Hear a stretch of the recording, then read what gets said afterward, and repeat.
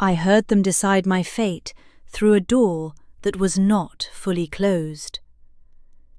It was a fate decided not with the gravitas of a pronouncement, but with the weary sighs of merchants offloading damaged goods. My stepmother, Lady Eleanor, kept her voice low and sharp, a needle weaving through the thicker, duller thread of my father's reluctant agreement. I was to be sent away, not to a kind aunt in Bath, nor to a finishing school that might polish my unappealing edges, but to a derelict cottage on the farthest edge of the county, a place forgotten by maps and, it seemed, by Providence itself. The cottage, they had discovered through some obscure legal paper, was ours by a forgotten inheritance, a tiny, crumbling tooth in the vast, smiling jaw of the Duke of Blackwood's estate. It was a place to put things one wished to forget. In this case, me. I was not beautiful. This was the simple, unassailable fact upon which my life had been built. My stepsister Rosamond had consumed all the beauty allotted to our household, leaving none for the quiet, sallow girl who preferred the company of books to that of people. Rosamond was a sunbeam, all golden hair and easy laughter, destined for a brilliant match. I was the shadow that trailed her, a constant, silent reminder that fortune was not evenly distributed. I was too plain, too quiet, too fond of asking difficult questions, and possessed a dowry that was more of an insult than an inducement. My existence was an inconvenience, a problem my stepmother was now solving with ruthless efficiency. "She will be out of the way," Lady Eleanor had murmured, the sound seeping under the door like a draught. "When Lord Barnaby calls for Rosamond, we cannot have that moping in the corners. The Duke is a recluse. He will never notice her. She can rusticate until Rosamond is safely married, and then we shall see." My father, a man whose spine had long since dissolved into a puddle of regret and claret, had offered only the ghost of a protest. And so it was decided. I was packed into a rattling carriage with a single trunk containing my sombre dresses and my precious hoarded books, and dispatched to the edge of the world. The cottage was worse than I had imagined. It stood hunched against a perpetual wind, its thatched roof a matted mess of moss and decay, its windows like clouded, cataract-filled eyes. A miasma of damp and disuse clung to the very air. Yet, as I stood on the threshold, a strange sense of peace settled over me. Here, at least, I was not a disappointment. The cottage expected nothing of me, and I, in turn, expected nothing of it. We were two forgotten things, left to crumble together in quiet dignity. Mrs. Gable, a local woman hired to look in on me twice a week, showed me the rudimentary mechanics of the place, the pump that required Herculean effort, the fireplace that smoked more than it burned, her expression a mixture of pity and professional detachment. Then she left, and I was utterly, gloriously alone. My days fell into a simple monastic rhythm. I read, I walked, I attempted to coax a few stubborn vegetables from the sour soil in the garden patch. I spoke to no one. I saw no one. The great, brooding forest of the Blackwood estate was my only neighbour, and its silence was a balm. Of the Duke himself, I knew only whispers and legends. He was the Winter Duke, a man frozen in grief, since the death of his young wife and child a decade earlier. He lived in his grand, cold manner like a ghost, rarely seen, never spoken to, a figure of tragic, intimidating romance. He was a character from one of my Gothic novels, not a man of flesh and blood, and certainly not one who would ever trouble himself with a forgotten cottage or its forgotten inhabitant. It was on a Tuesday in late autumn, while I was wrestling with a broken shutter that threatened to detach itself in the rising wind, that I first saw him. He came out of the woods on a massive black horse, a figure so stark and imposing he seemed to have been carved from the very granite of the hills. He was not supposed to be there. This was my territory of neglect, my kingdom of benign decay.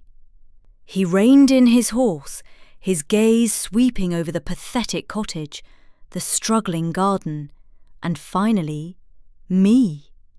I expected a look of disdain, of aristocratic annoyance at the blot on his landscape. I braced for the familiar sting of being assessed and found wanting. But it was not that. Not a glance, not the polite, dismissive sweep I was so accustomed to, but a direct, unblinking stare of profound and unnerving concentration. His eyes, the colour of a winter sky, seemed to strip away the grime on my cheek and the fraying hem of my dress, searching for something deeper. It was a look of such intensity that I felt a flush creep up my neck, a heat that had nothing to do with my exertions and everything to do with being truly, unexpectedly, seen. He did not speak. After a moment that stretched into an eternity, he gave a curt, almost imperceptible nod, turned his horse, and disappeared back into the trees as silently as he had come. I stood frozen, the hammer still clutched in my hand, my heart pounding a frantic, unfamiliar rhythm against my ribs. The Duke of Blackwood had seen me, and his look was not one of disgust, but of curiosity. A key had turned in a lock I had not even known was there. For a week the silence returned, but it was a different kind of silence now, charged with the memory of that gaze. I found myself looking towards the woods, my ears straining for the sound of hoofbeats. I told myself it was foolishness, a lonely girl's fantasy. He was a duke, I was a nobody. The encounter was an anomaly. A stone skipped across the placid surface of my isolation, the ripples already fading. Then, one morning, I opened my door to find a neatly stacked cord of seasoned firewood on my doorstep. There was no note, no messenger, just the wood, dry and fragrant and utterly miraculous. It was a kindness so profound and so anonymous that it felt like a secret whispered into the heart of my solitude. I knew, with a certainty that defied logic, who had sent it. He came again 2 days later, this time on foot, walking the boundary line with his steward. He stopped at my gate, and my heart gave a painful lurch. He dismissed the other man with a quiet word, and then turned to me. I had been weeding the sad little garden, my hands covered in dirt. "Miss Elara Finch?" he asked. His voice was deeper than I had imagined, a low baritone that seemed to vibrate in the cool air. I could only nod, suddenly conscious of the smudge of mud on my nose and the impossible chasm of rank that separated us. "I am Blackwood," he said, as if I could possibly not know. "My steward informs me the lease on this cottage is archaic. I came to inspect the property." His eyes flickered to the newly repaired shutter, then to the plume of smoke rising cleanly from the chimney.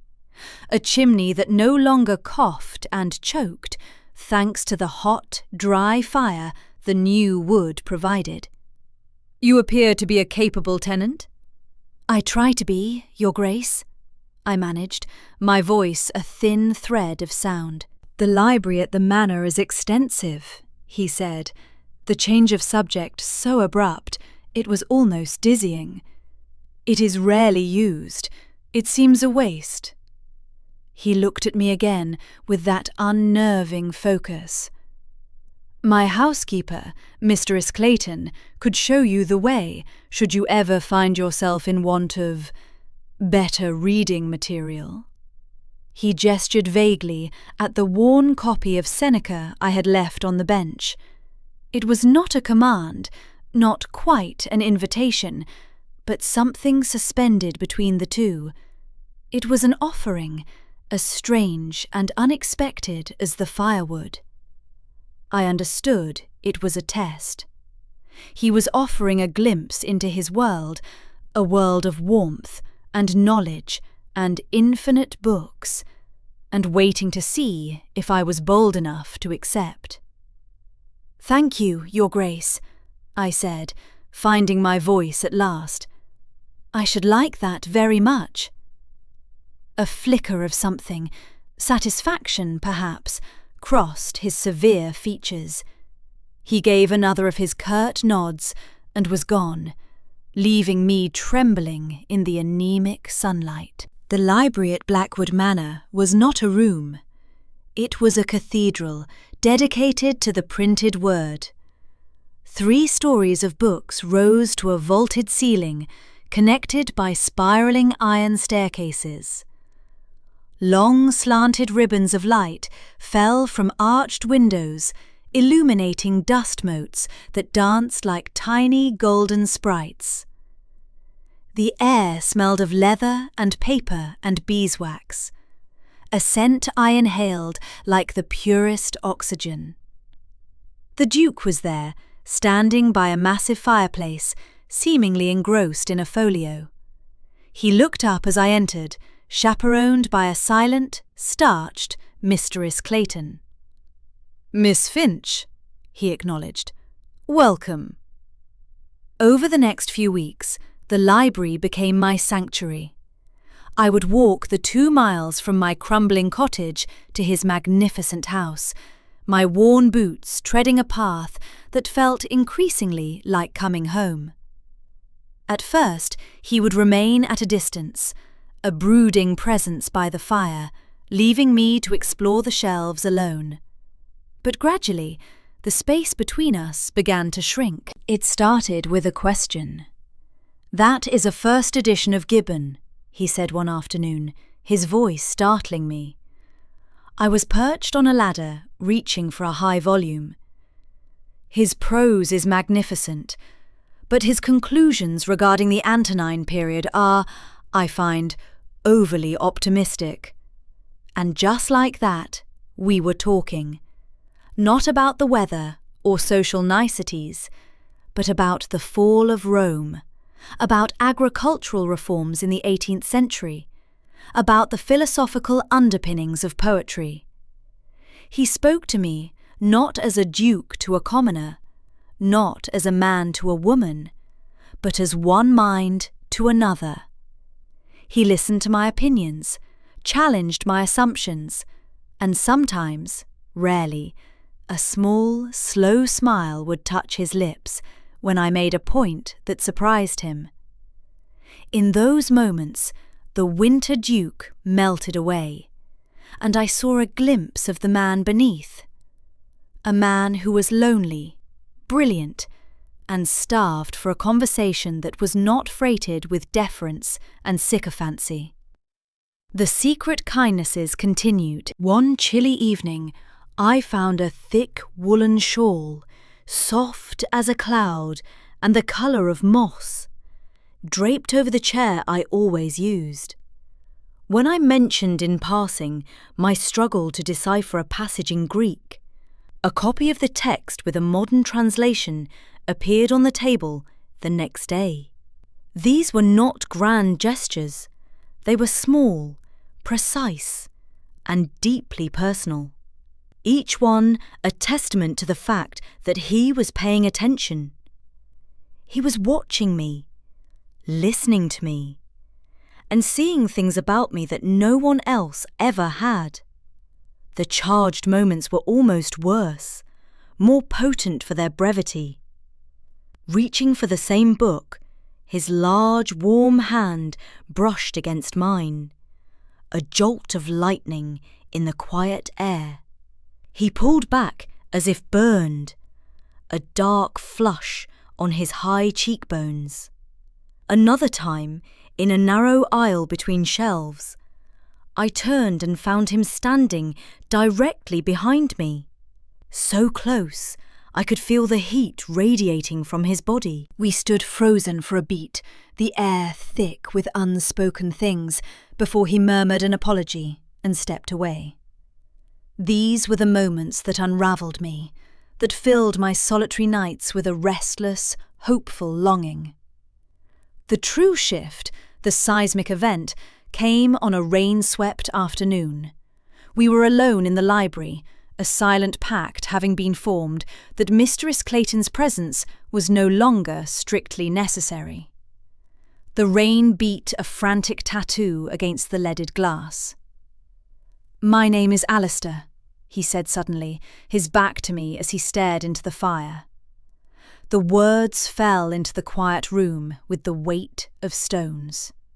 It was a breach of every conceivable protocol, a dismantling of the fortress of his rank. I could not breathe. "I would be pleased if you would use it," he continued, his voice tight with some emotion I could not name. He turned then, and his eyes were not those of a duke, but of a man laying down his arms on a battlefield. They were vulnerable, and they were pleading. "Alistair," I whispered, the name feeling foreign and yet perfectly right on my tongue. He closed his eyes for a moment, a slow and deep and shaking breath escaping him. When he opened them again, the winter in them had begun to thaw. The letter from my stepmother arrived the next day, delivered by a sullen boy from the village. It was not enclosed in a sympathetic missive, but tucked cruelly inside a packet of week-old newspapers. Her handwriting, usually so elegant, was a triumphant, vicious scrawl. Rosamond was betrothed, Lord Barnaby no less. They would be married within the month. The first half of the letter was a paean to her own social genius. The second half was for me. "I trust you have been keeping to yourself," she wrote.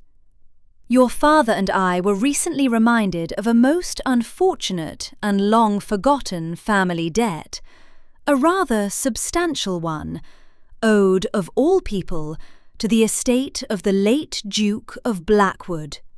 Imagine our surprise! It is a sum we simply cannot pay. It occurs to me that your presence on the Duke's land is a most fortuitous coincidence. A pretty young woman, unchaperoned. Perhaps you can make yourself useful for once in your life and persuade His Grace to be lenient. Perhaps he will take you as a ward or some other arrangement. Your father's good name depends on it. Do not fail us." The paper trembled in my hand. I read it again, and then a third time, the words rearranging themselves from a cruel jest into a monstrous truth. A debt. This whole time there had been a debt. The firewood, the library, the shawl, the shared conversations, the breathtaking intimacy of his name. I saw it all through a new, horrifying lens. It was not kindness. It was a transaction. I was not a woman he was beginning to admire. I was a chattel he was inspecting, a line item on a ledger. He had not been seeing me. He had been assessing the value of his collateral. The pain was a physical thing, a shard of ice lodging itself in my chest. The humiliation was a hot, scalding wave that threatened to drown me. I had been so naive, so pathetically grateful for the crumbs of his attention, that I had built a palace from them, a palace that had just been revealed to be a prison. He knew. Of course he knew. He was the Duke of Blackwood. He knew everything that happened on his lands, every debt owed, every crumbling cottage and its pathetic inhabitant. He had been playing with me. I did not weep. The hurt was too deep for tears. I put on my sturdiest boots and my plainest cloak. I took the letter, the damning piece of evidence, and began to walk. The 2 miles to the manor had never seemed so long, each step a hammer blow against the fragile hope I had allowed myself to nurture. I would not beg.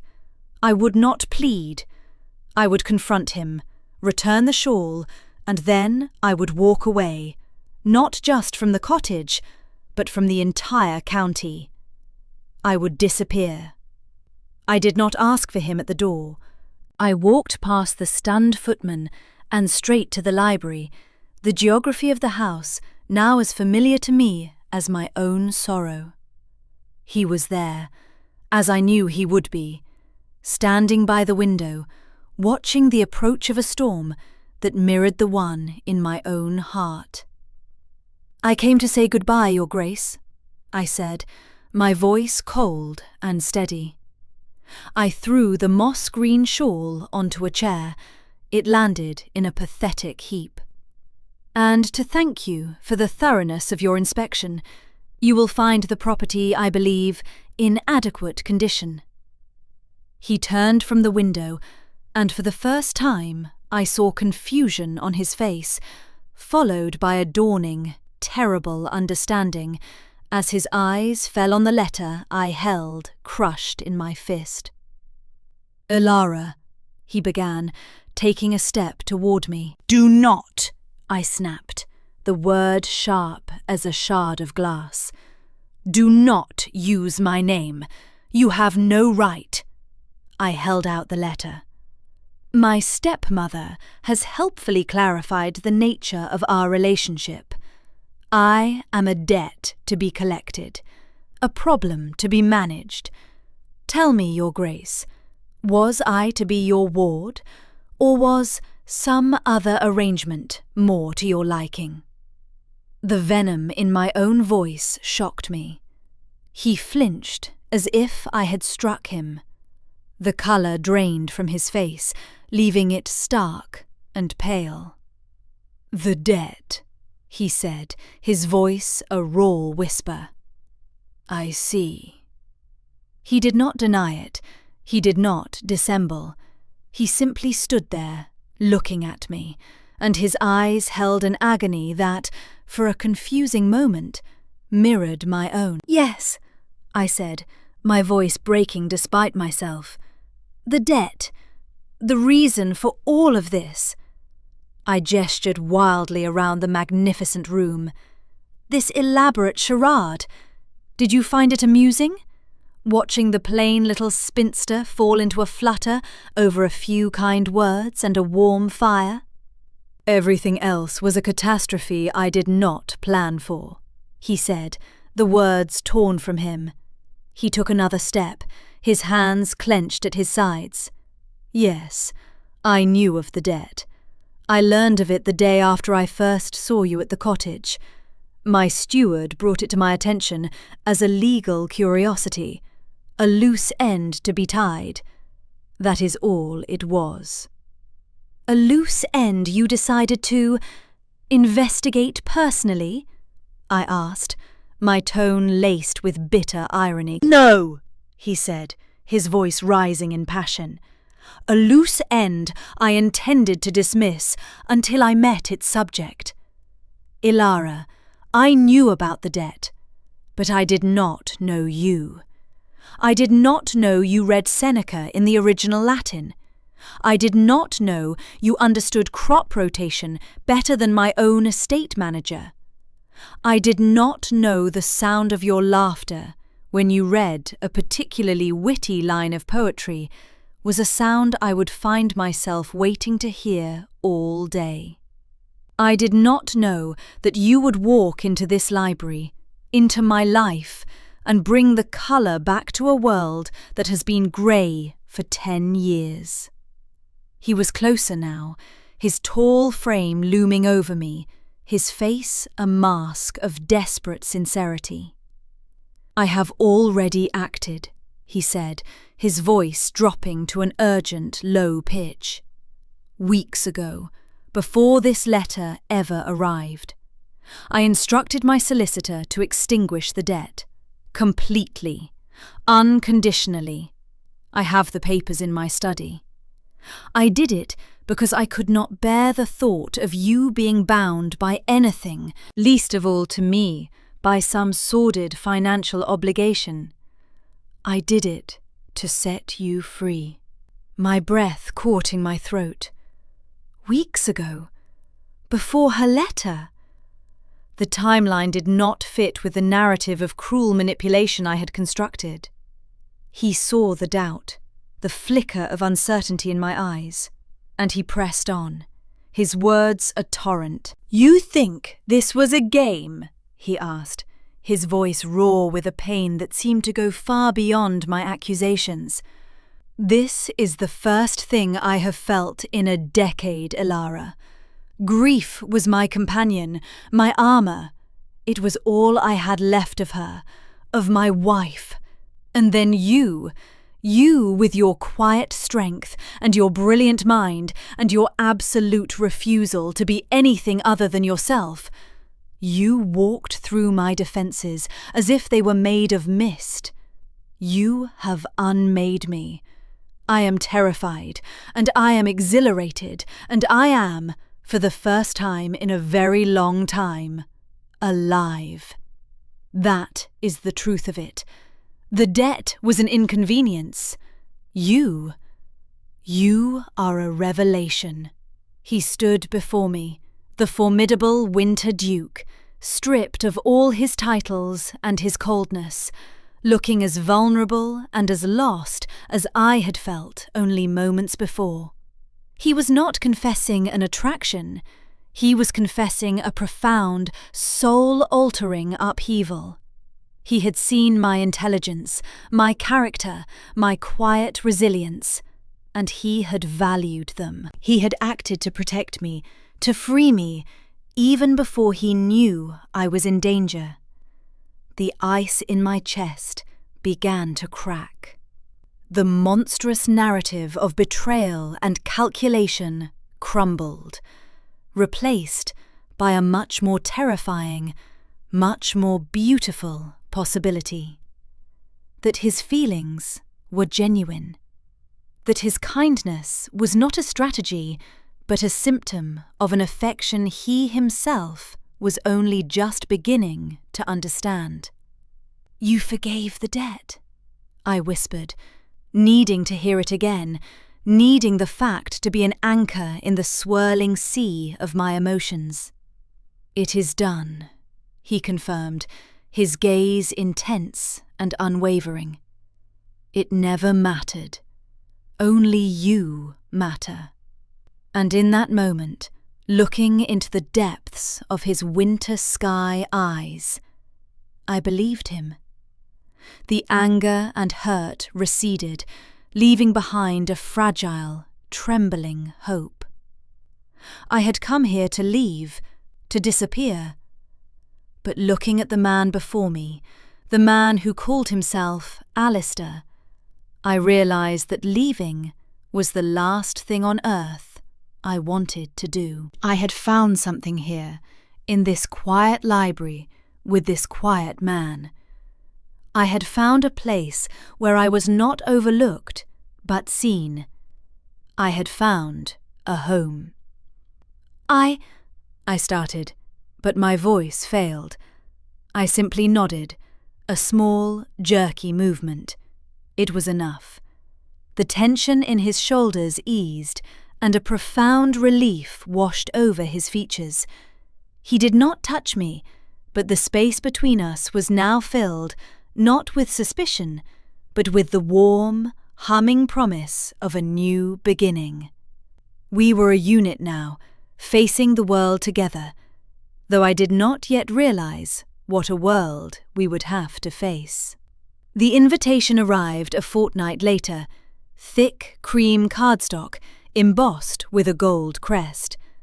A ball at the neighbouring estate of Lord Ashworth. It was the social event of the season, and my stepmother's letter had crowed that Rosamond and her new fiancé would be the centre of attention. I had assumed, of course, that it meant nothing to me, but Alistair had other ideas. He presented the invitation to me in the library, a strange, determined light in his eyes. "We will attend," he announced. It was not a question. "We?" I echoed, bewildered. "Your Grace, Alistair, you do not attend balls.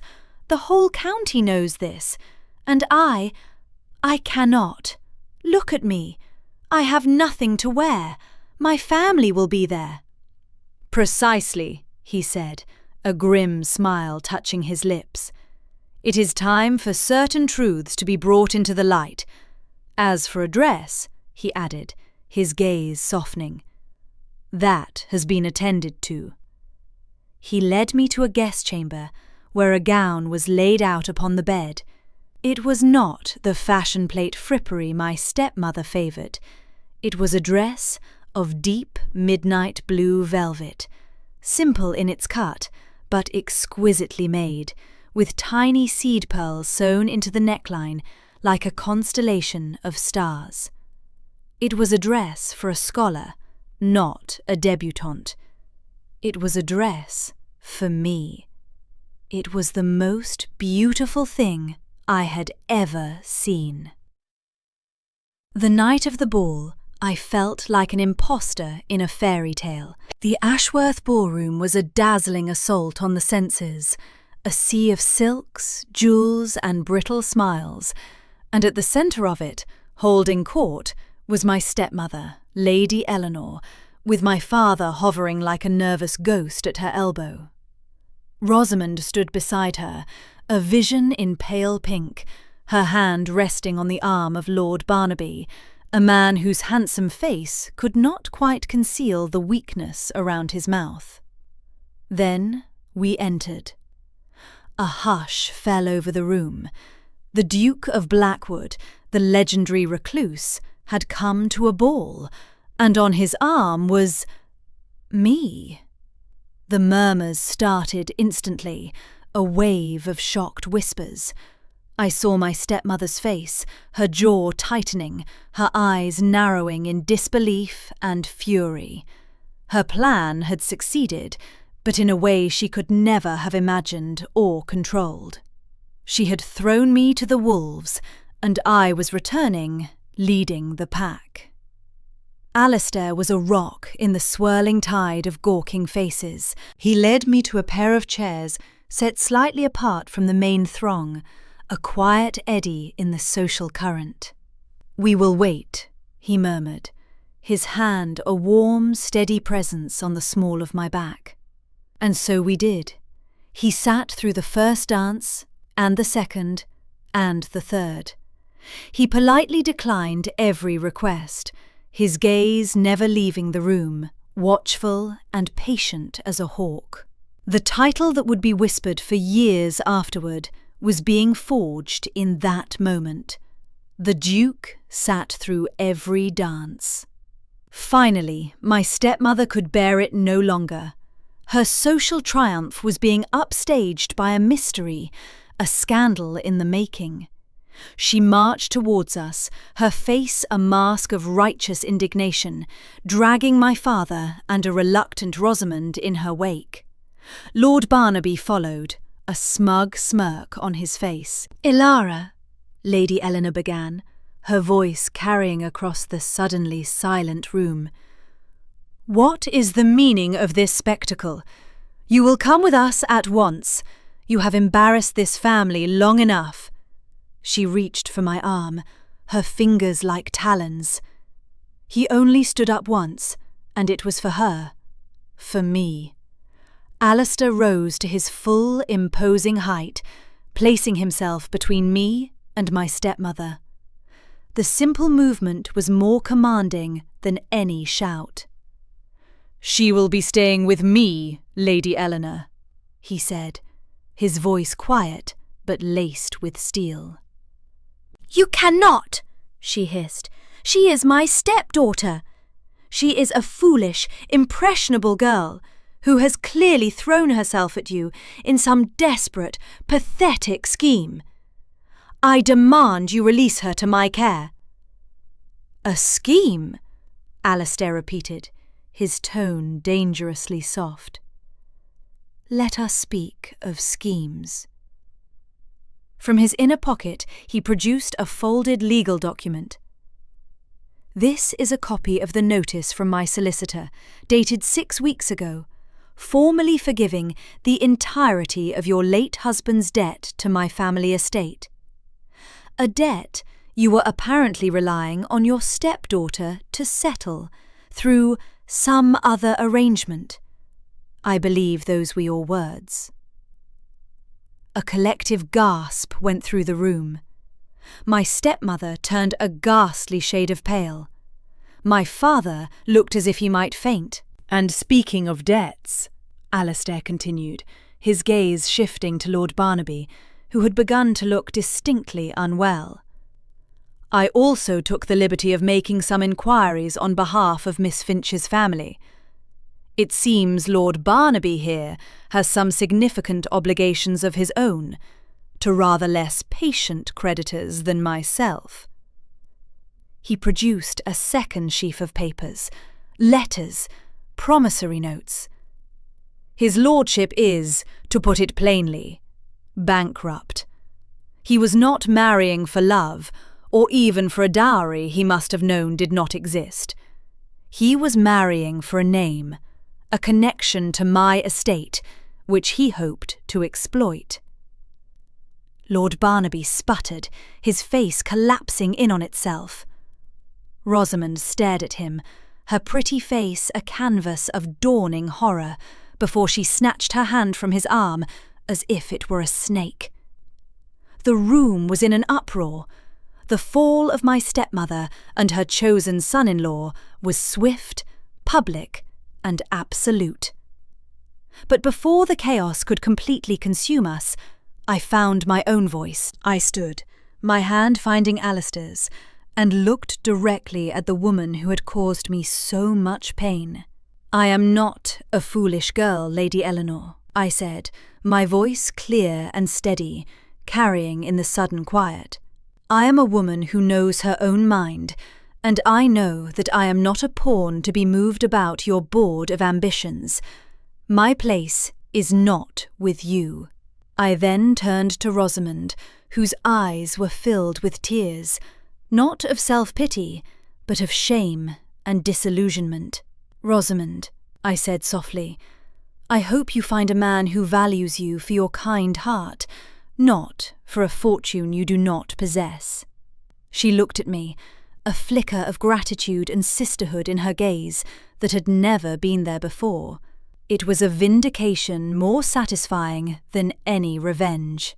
Alistair took my hand, and without a backward glance, we walked out of the ballroom, leaving the wreckage of my old life behind us. He did not take me back to the library. Instead, he led me up a winding staircase to a door I had never seen opened. It led out onto a high, windswept balcony, the roof of the manor's west wing. Below us, the formal gardens lay sleeping under a blanket of moonlight. The clamour of the party was a distant, muffled sound, like the sea breaking on a faraway shore. The cool night air was a balm on my heated skin. We stood in silence for a long time, my hand still in his. His thumb stroked the back of my knuckles, a small, repetitive gesture that was more comforting than any words. "Are you all right?" he asked finally, his voice low and laced with concern. "I am," I said, and was surprised to find it was the absolute truth. I felt lighter than I had in my entire life, as if a great heavy cloak had been lifted from my shoulders. "Thank you." "I did nothing but speak the truth," he said. "You were the one who was brave." He turned to face me, his hands moving to my shoulders, his gaze serious.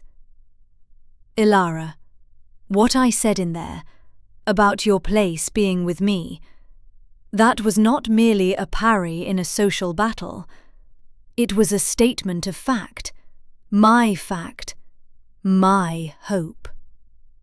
He slowly lowered his head, his eyes searching mine, giving me every opportunity to turn away. I did not. I could not. I leaned into his touch, my hands coming up to rest on his chest, feeling the steady, powerful beat of his heart beneath the fine wool of his coat. "My home is wherever you are, Alistair," I whispered. That was all the permission he needed. He kissed me. It was not a kiss of frantic passion or desperate relief. It was a kiss of homecoming. It was slow and deep and sure, a kiss that spoke of quiet libraries and shared thoughts, of moss-green shawls and unexpected firewood. It was a kiss that promised not a fairy tale ending, but a real-life beginning. It was the sealing of a pact, the resolution of all tension, the final, beautiful note in a song I had not known my soul was waiting to hear. In the quiet of the moonlight, high above the world that had once dismissed me, I was finally, completely, home. We were married 3 months later in the small, ancient chapel on the Blackwood estate. It was a quiet affair, with only a handful of guests. Alistair's formidable aunt, the Dowager Duchess, who had eyed me with terrifying scrutiny for 5 minutes before declaring me sensible, thank God. A beaming Mrs. Gable, now the official head housekeeper of the manor, and Rosamond, my sister, having broken definitively with our disgraced family, had accepted the Dowager's invitation to come and stay with her in London. She was quieter now, more thoughtful, and a genuine warmth had begun to grow between us. She was finding her own strength, away from the shadow of our stepmother's ambitions. Our new life was a study in quiet contentment. The manor, once a cold monument to grief, slowly began to breathe again. Laughter was heard in the halls, my laughter, and more frequently, Alistair's, a low, rumbling sound that I collected like a treasure. We spent our days together, often in the library, the heart of our home. We would read for hours in companionable silence, the only sound the rustle of turning pages and the crackle of the fire. He was no longer the Winter Duke. The thaw that had begun in his eyes had spread throughout his entire being. He was simply Alistair, my husband, my friend, my intellectual partner. One afternoon, I looked up from my book to find him watching me, a familiar, intense expression on his face. It was the same look he had given me that first day at the cottage, the look that had set this whole improbable story in motion. But now, it was not filled with curiosity, but with a deep and abiding love. "What is it?" I asked, a smile playing on my lips. "I am just thinking," he said, his voice soft, "about how a life can be rebuilt. How a man can wander for a decade in a grey wasteland, and then, one day, stumble upon an unexpected cottage and find not just a garden, but the whole of spring waiting for him. I closed my book and went to him, curling up in the large armchair beside him, resting my head on his shoulder. My life had once been defined by what I was not. Not beautiful, not charming, not important. I had been a shadow, a footnote in my own family story. But a man had looked past the shadow and seen the substance. He had not rescued me, he had simply seen me, and in doing so had given me the strength to rescue myself. It was not about being chosen by a duke. It was about being seen by a soul who recognized its counterpart. And I knew, with a certainty that settled deep in my bones, that I would spend the rest of my life seeing him right back.